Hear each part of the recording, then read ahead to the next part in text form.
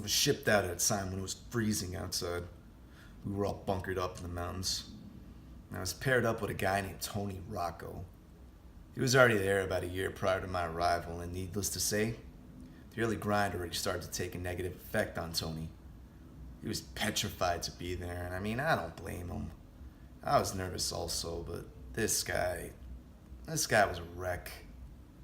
We would take turns throughout the night covering each other's posts so the other guy could get some rest.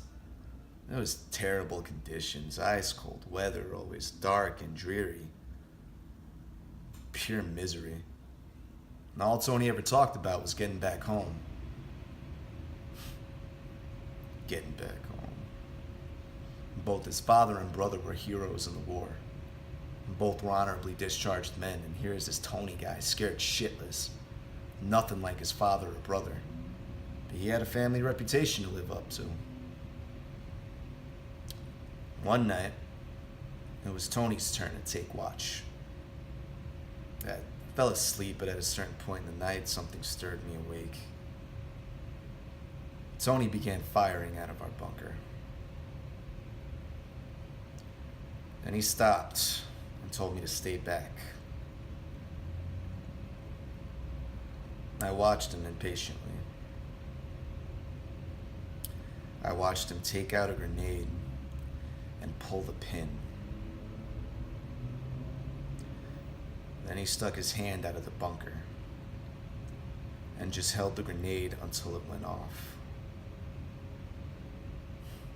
I was horrified. Why would he do such a thing to himself? When help came, Tony was carried off on a stretcher. And despite not having a hand any longer, he looked at me with a grin on his face. Despite all the pain he was physically suffering, he looked relaxed, happy even. And then it dawned on me. He was going home. He was to be honorably discharged, just like his father and brother. His story was that it was the enemy's grenade, and he threw it back out to save his life and my own, but I knew the truth. So he received the Purple Heart. Months later, I was questioned by my sergeant. He told me I deserved the Purple Heart for keeping my mouth shut, and that he knew the truth all along. Never confessed to my sergeant's acknowledgement of the truth, but